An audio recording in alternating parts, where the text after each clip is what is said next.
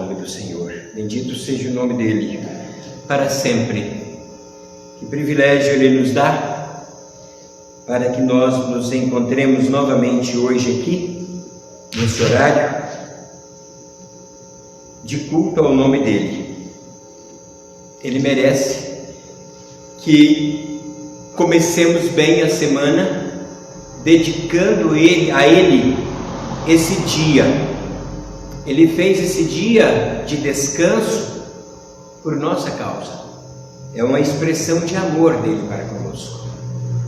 Então eu creio que pelo menos a maioria, a não ser que eles que trabalhem por escala, plantões, descansaram nesse dia, dormiram um pouquinho mais, enfim, passearam um pouco também. Esse dia Deus fez para que nós pudéssemos nos reabastecer, recarregar as nossas energias. Louvado seja o nome dele por esse cuidado zeloso dele para com as nossas vidas. Graças damos a ele. Que privilégio também, meus irmãos, estarmos caminhando durante esse mês de agosto. Um privilégio que Deus nos dá de, como Igreja Presbiteriana do Brasil, estamos comemorando 162 anos de existência da Igreja Presbiteriana em terras brasileiras. Nós já fizemos menção da ação do Senhor através daquele jovem de 26 anos, Ashbel Green Simonton, quando para aqui veio em 1859, 12 de agosto desse ano, ele então chegou no Rio de Janeiro. E aí começou uma tarefa que ficou inacabada, isto é, passou para outras gerações e chegou até nós. E eu glorifico a Deus pelo privilégio também que Ele me deu de ter nascido no lar presbiteriano. Privilégio mesmo. Eu agradeço a Deus. Eu creio que há muitos irmãos e irmãs que estão comigo nessa gratidão pelo fato do Senhor ter nos preservado nessa igreja para glorificá-lo. Bendito seja o nome do Senhor por isso. E desde cedo, desde a tenra idade, Deus me deu o privilégio de ficar ouvindo a palavra dele e ser criado, disciplinado aos pés do Senhor Jesus, ministrado então através das nossas professoras de escola dominical, desde criança. Depois também os nossos pastores missionários que pela cidade de João Pinheiro, Minas Gerais, passaram por lá e anunciaram o Evangelho de uma maneira espetacular, e nós fomos impactados. Como disse nosso irmão seminarista Wesley, o Espírito Santo, mesmo tendo nós nascido no lar evangélico, o Espírito Santo nos impactou com a palavra, e hoje nós temos o privilégio de estar servindo nessa causa para a glória do nome do nosso Senhor. Em 1980, fiz a minha pública profissão de fé, mesmo tendo nascido no lar presbiteriano. Só em 1980 fiz a pública profissão de fé, e logo em seguida fomos para o IBEL com um ardor na nossa alma, um fogo de Deus no nosso coração para levar o Evangelho, irmãos.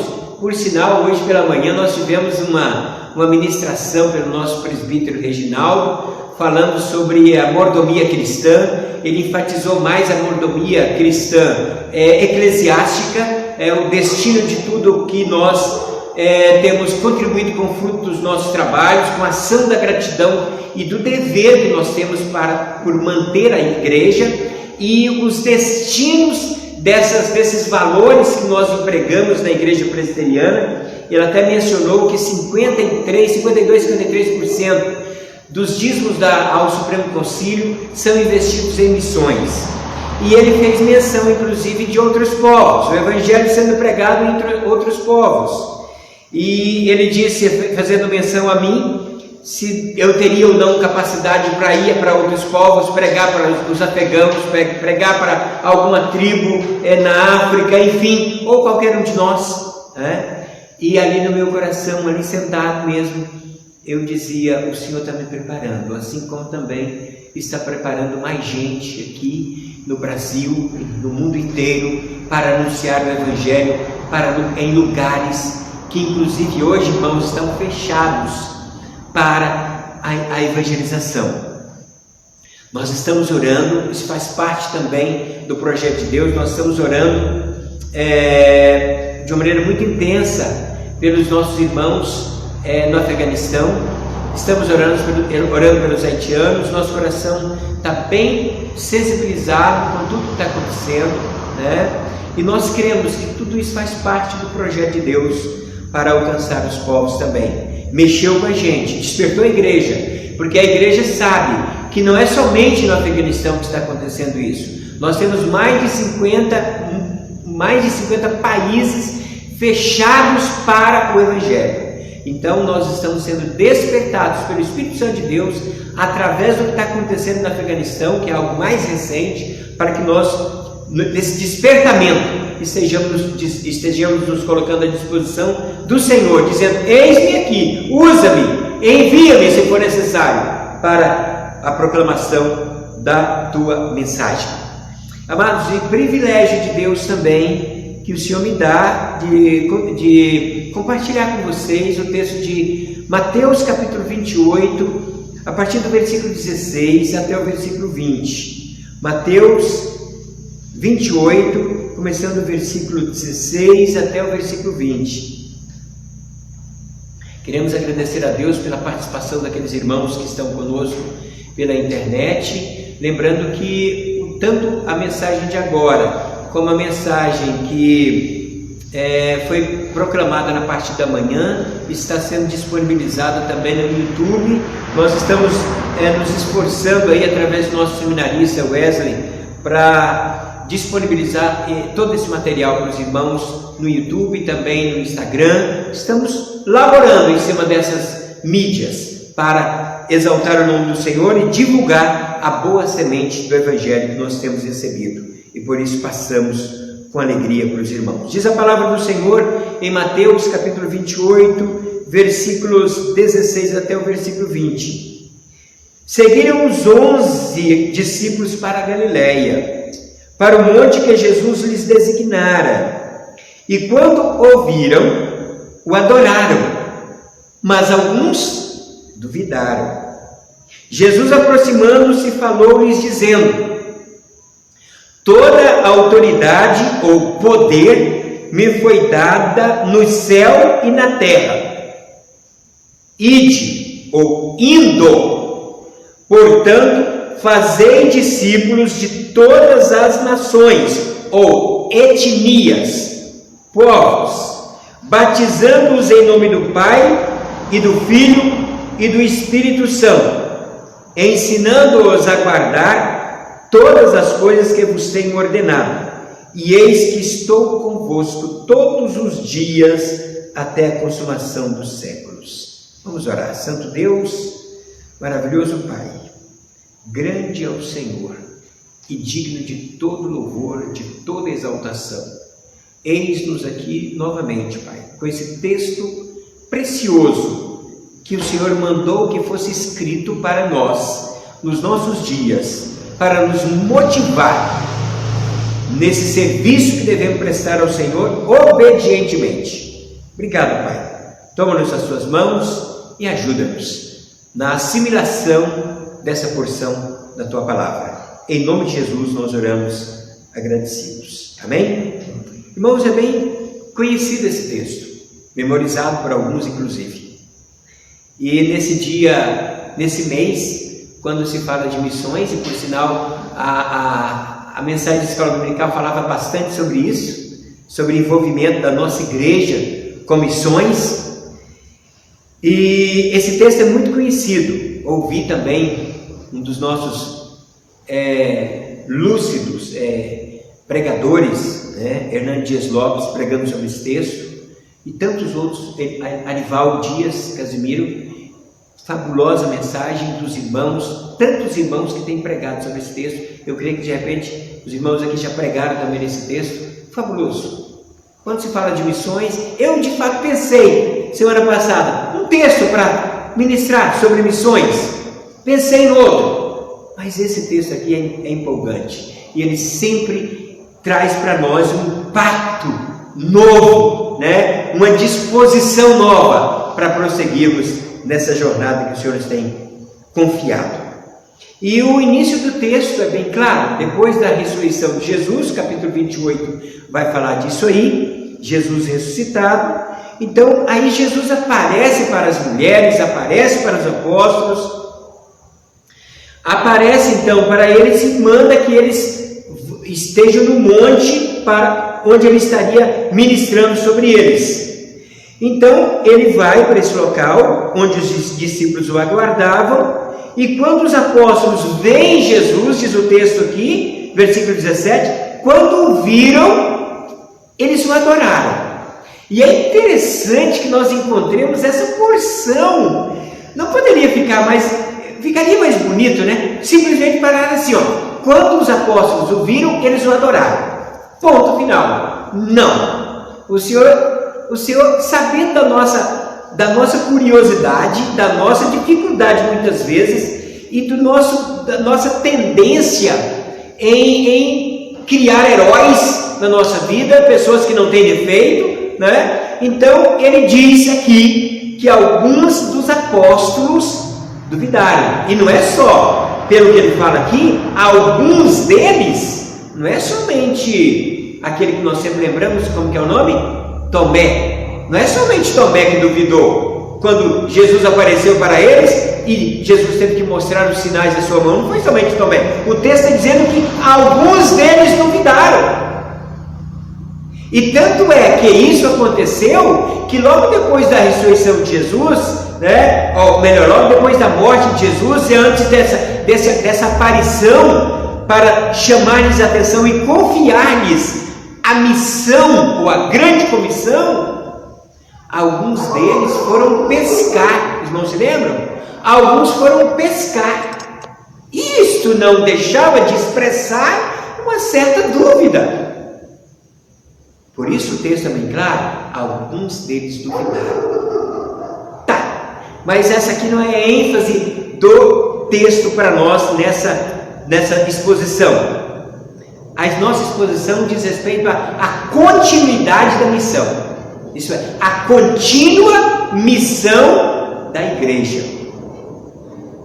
E o primeiro aspecto que eu quero frisar com os irmãos aqui é a partir do versículo 18, mas antes eu quero falar outra coisa para vocês, uma coisa que também que me chamou a atenção.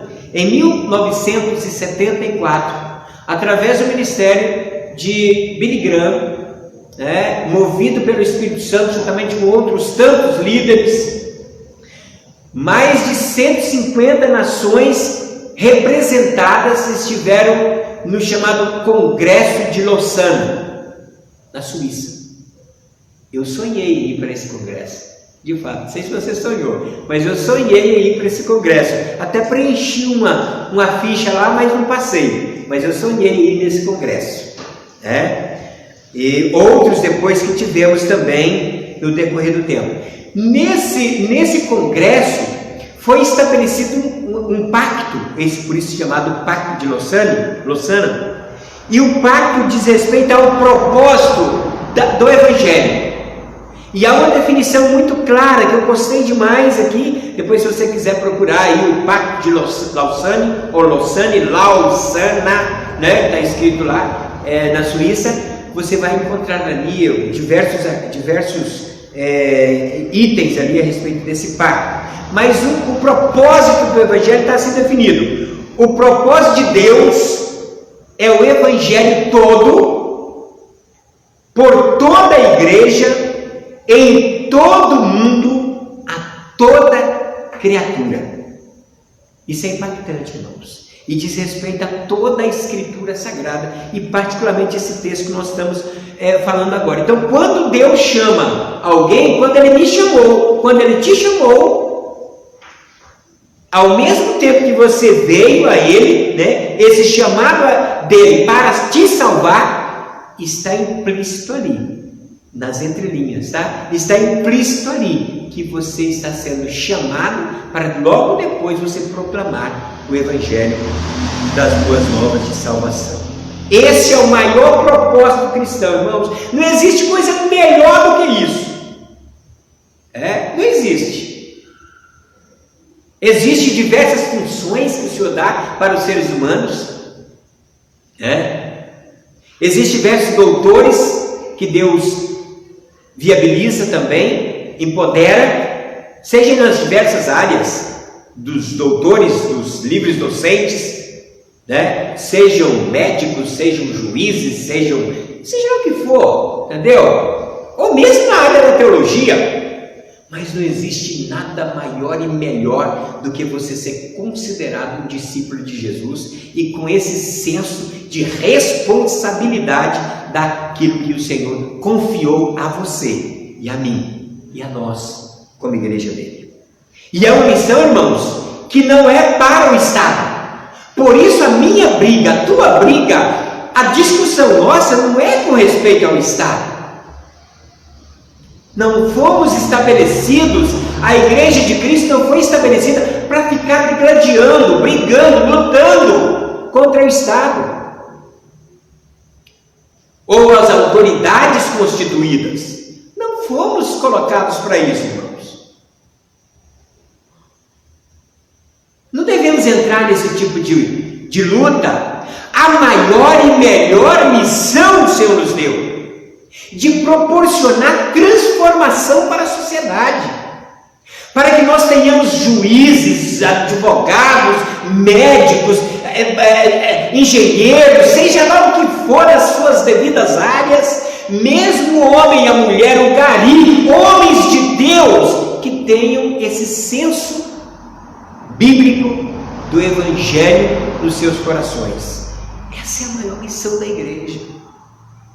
Se nós cumprirmos essa nossa missão, mesmo sob perseguição, a coroa já está reservada para nós. Então, o primeiro aspecto que eu quero enfatizar para os irmãos é que o versículo 18 diz assim, nessa outra versão: Jesus veio e disse aos seus discípulos: recebi toda a autoridade, todo o poder no céu e na terra. Então, o primeiro aspecto aqui é que a missão, a contínua missão, é dada por quem tem poder e autoridade. Tem poder no céu, com tudo que você possa imaginar que tem no céu, e tem poder na terra. Então, quem dá a ordem tem autoridade para isso. É soberano sobre todas as coisas. O segundo aspecto aqui que nós encontramos nesse texto é que a missão, a contínua missão, a igreja, é delegada a quem recebe poder também para isso. Ao mesmo tempo que quem está mandando tem poder, ele, ao delegar a sua igreja, ele empodera essa sua igreja. Onde nós encontramos isso? Encontramos logo depois desse encontro que Jesus tem com seus apóstolos. Quando ele diz assim: fica lá em Jerusalém, aguarda lá. Versículo 8 de Atos, capítulo 1, versículo 8, ele diz assim: aguardem, fiquem em Jerusalém, até que do alto sejais revestidos de poder, e recebereis o Espírito Santo. E aí vocês serão minhas testemunhas, tanto em Jerusalém, Samaria, Judeia, até os confins da terra. Então, essa missão, a contínua missão da igreja, ela é dada por quem tem poder e quem tem autoridade, e ela é delegada a mim, a você, a igreja de Deus, e recebe, ao mesmo tempo que ela recebe uma ordem, ela recebe poder para efetivar essa ordem, ou para realizar essa ordem. O terceiro aspecto que eu gostaria de enfatizar aqui com vocês, que essa contínua missão dada à igreja, ela visa a evangelização mundial. Versículo 19 e 20, diz assim, portanto, vá, ou indo, no grego, portanto, indo, enquanto vocês vão, façam discípulos de todas as nações, batizando-os em nome do Pai e do Filho e do Espírito Santo, ensinando-os a guardar todas as coisas que vos tenho ordenado. Então, a contínua missão da igreja visa a evangelização no mundo todo. Irmãos, eu quero chamar a atenção de vocês para um aspecto aqui. Falamos agora há pouco sobre essa briga que alguns dos nossos líderes ficam, fica entrando nesse aspecto aí desnecessariamente. Aí foca sobre determinado pecado, por isso nós vamos voltar a falar sobre esse assunto, espero que na outra escola dominical, o pecado. Então começa a enfatizar, por exemplo, nós temos uns líderes aí que começam a bater em cima de determinado pecado da sociedade e bate, aí até que a sociedade se volta contra eles. Perde a caracterização da missão que o Senhor confiou à igreja. Então, quando eu e você falamos de pecado, falamos de todo o pecado. Não especificamos um que tem sido badalado na sociedade. Não, é tudo. Até o pecado, como o nosso liturgista mencionou, até o pecado por omissão, que provavelmente é o maior pecado que nós temos cometido. O maior pecado que a igreja tem cometido é o pecado da omissão. O Senhor manda fazer e ela não faz. E a missão que nós recebemos do Senhor é essa. Nós temos a obrigação, porque não é a obrigação do Estado, não é do prefeito, não é do governador, não é do presidente, mesmo que eles façam uma declaração de que ele crê em Jesus, mas não é a função dele, não é a função do Estado, é a função minha, é a função tua, missionar. A função da igreja é evangelizadora. E nessa evangelização, na verdade, é discipuladora. A igreja é discipuladora. Tanto é que o versículo 19 diz, portanto, faça discípulos. É discípulo. Quem que é o discípulo? É o aprendiz, é o aluno. E nós somos esses discípulos. Eu fui feito discípulo pelos meus antepassados, eu fui feito discípulo através dos meus próprios pais. Você também foi feito discípulo do Senhor, através daqueles que ministraram sobre você, e agora você dá continuidade. Por isso o título, a contínua missão da igreja. Ela não para, ela vai até o final, até a volta do Senhor Jesus. E diz o texto, vá e faça discípulos do Senhor Jesus. Não é discípulo da igreja presbiteriana, não é discípulo da igreja batista, não é discípulo da igreja metodista, é discípulo de Jesus.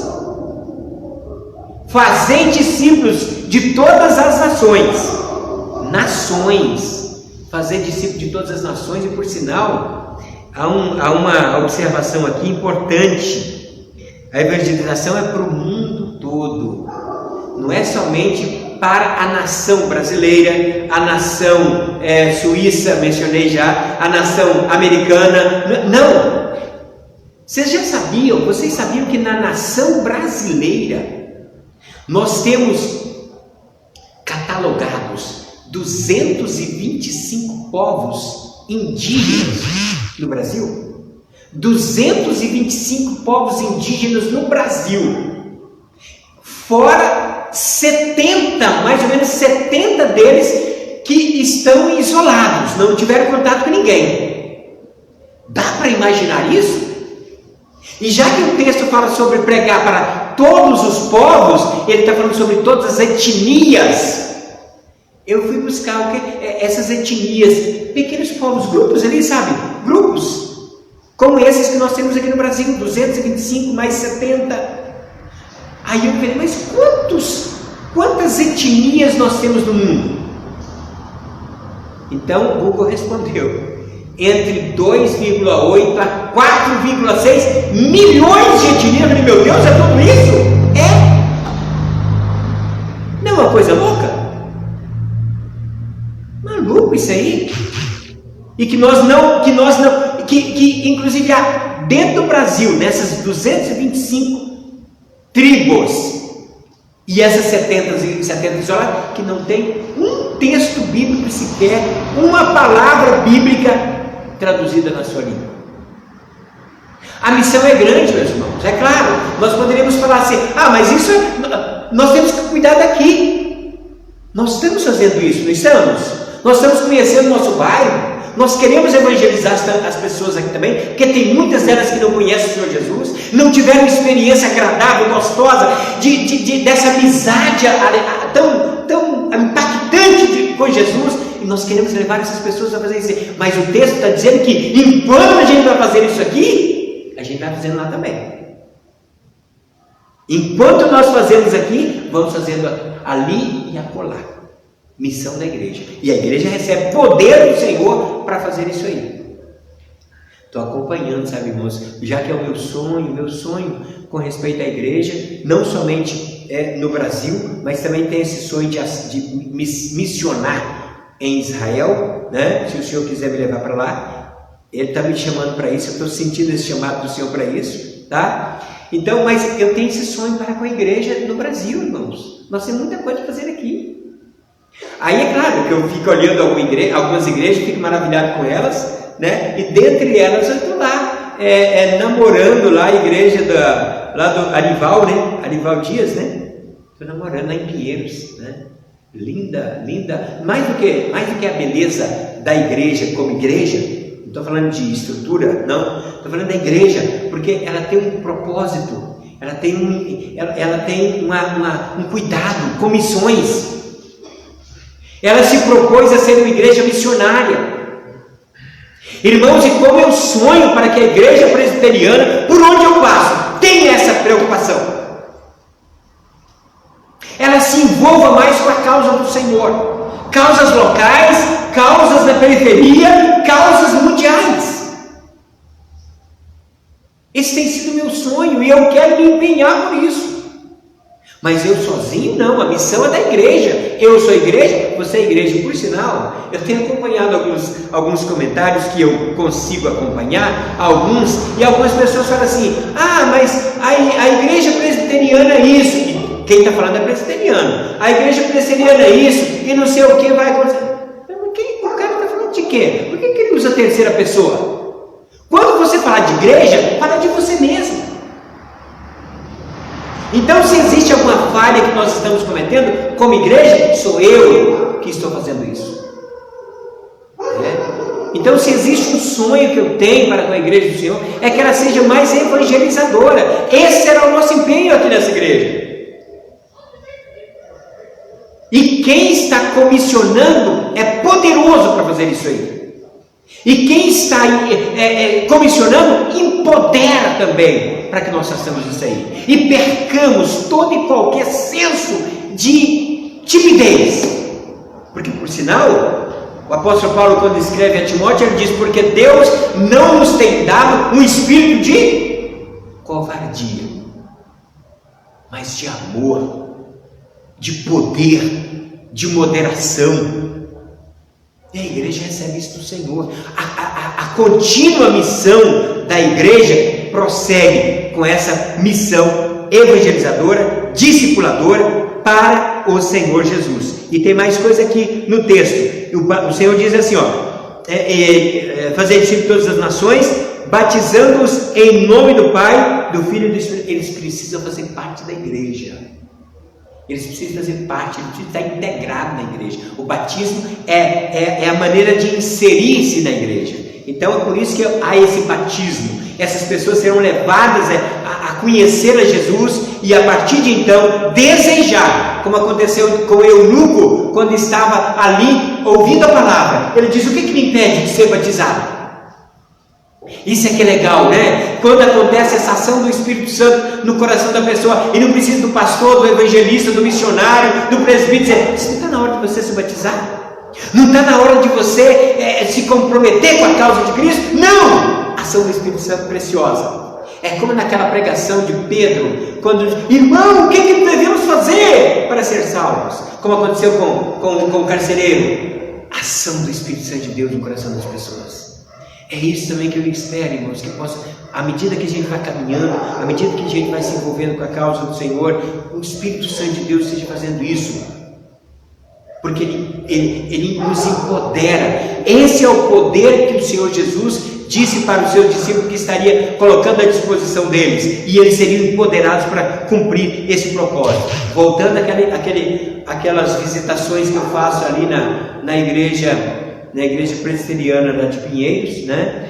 70%, o presbítero Hernandes, 70% da verba daquela igreja é investida em missões. Impactante, irmãos. O meu sonho, irmãos, para com essa igreja aqui, é que ela seja tão empoderada, tão abençoada e se sinta tão amada pelo Senhor, que ela se disponibiliza pessoalmente, se disponibiliza de todo o coração para realizar a obra do Senhor, e não tenha nenhuma preocupação em ser fiel ao Senhor com a sua vida inteira e também com as suas contribuições. E aí eu espero, em nome de Jesus, que Ele nos ajude, logo nós sejamos fiéis com os nossos dízimos ao Supremo Concílio, para sermos duplamente missionários, para sermos uma igreja duplamente missionária. Missiona aqui, tá? Discipula, evangeliza, congraça pessoas, né? Em toda Curitiba, por sinal, gente, nós temos uma enormidade de missão aqui na nossa cidade. Mesmo no nosso bairro, Vista Alegre, nós temos uma enormidade de coisa para fazer aqui. Aí nós estamos visitando ali o bairro da Santa Felicidade, né? Estamos visitando ali. Gente, é muito povo. 60 mil, mais ou menos? Imagina! Temos muito que fazer na nossa cidade, muito mais ainda fazer em outros povos. Mais de 5 mil, ou quase 5 mil línguas e dialetos para alcançar o mundo inteiro. Quando eu fiz menção do meu sonho missionário, o irmão disse assim: não, pastor, tem muita coisa para fazer aqui. Eu falei: e aí, irmãos? Enquanto você faz aqui, o outro faz lá. É a igreja, não é verdade? É a igreja do Senhor indo, é a igreja do Senhor cumprindo o propósito para o qual ela foi estabelecida, e ela cumpre aquilo que o Senhor lhe determinou, ensinando, diz o texto aqui, ensinando todas as coisas que vos tenho ordenado. Eis então a nossa preocupação também, irmãos, com respeito a esse ensino. E por isso nós usamos a escola dominical para complementar, ou melhor, para fundamentar essa exposição de todo o desígnio de Deus. Procurar falar aquilo que o Senhor quer que a gente fale. Toda a palavra dele, todo o desígnio dele. Não é aquilo que me agrada. Não é porque existem algumas doutrinas que nos são caras, nós gostamos. É quase igual ao Salmo 23. Quem não memorizou o Salmo 23? Né? É quase igual ao Salmo 23. Assim também tem algumas doutrinas que nós gostamos mais. Juízo final, por exemplo, quase ninguém gosta. Mas é doutrina, nós vamos passar por lá também. Pecado, quase ninguém gosta desse negócio. Mas também é doutrina. Estamos passando por aqui. Então, apresentar todo o Evangelho, toda a palavra, todo o desígnio de Deus, expressão do Senhor, e indo, vocês façam discípulos. Enquanto vocês vão fazendo discípulos aqui, pelas imediações, vão fazendo lá, outros vão fazendo, vão sendo empoderados para isso, vão sendo sustentados para isso, vão batizando, vão integrando esse povo, vai trazendo para a causa. Precisamos prosseguir, meus irmãos, ensinando todas as coisas, e para que eles sejam obedientes. A grande missão, a grande comissão, a contínua missão da igreja requer isso, obediência. O discípulo obediente.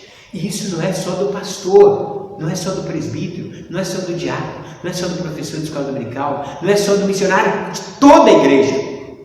Para que nós sejamos obedientes. À medida que nós guardamos aquilo que o Senhor Jesus vai nos ensinando, nós vamos também passando para outras pessoas, vivenciando isso aí no nosso dia a dia. Finalizo, irmãos.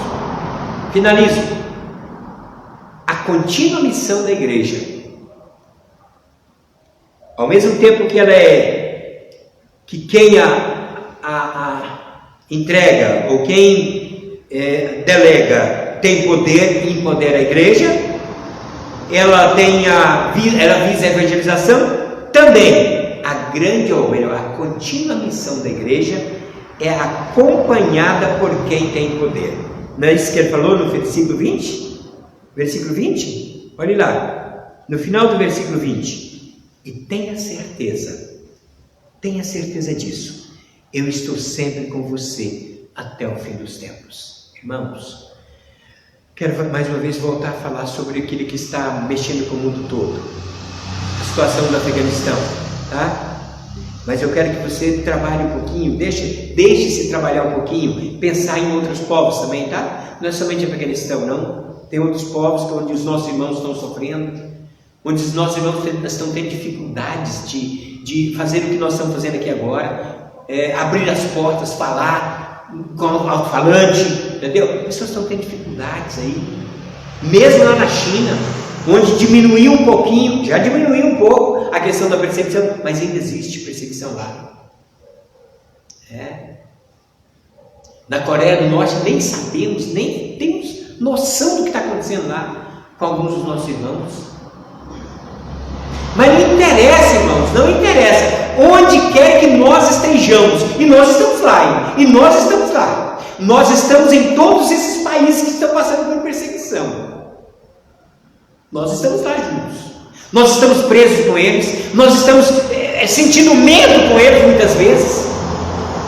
A missão da igreja é isso aí, ela se envolve, ela se sensibiliza com tudo que está acontecendo. Mas ela não perde, meus irmãos, esse senso de proteção que ela tem. Então nós recebemos recentemente uma mensagem de uma missionária da PEC, outros missionários que estavam passando por dificuldade em alguns países e tal, mas o Senhor está com eles. O Senhor está com eles. É claro, irmãos, é claro, nós vamos orar para que o Senhor esteja protegendo esses irmãos. Mas a gente não pode perder essa noção de que quem envia, que quem dá ordem para ir, assim como ele recebeu ordem para ir, ele também vai junto.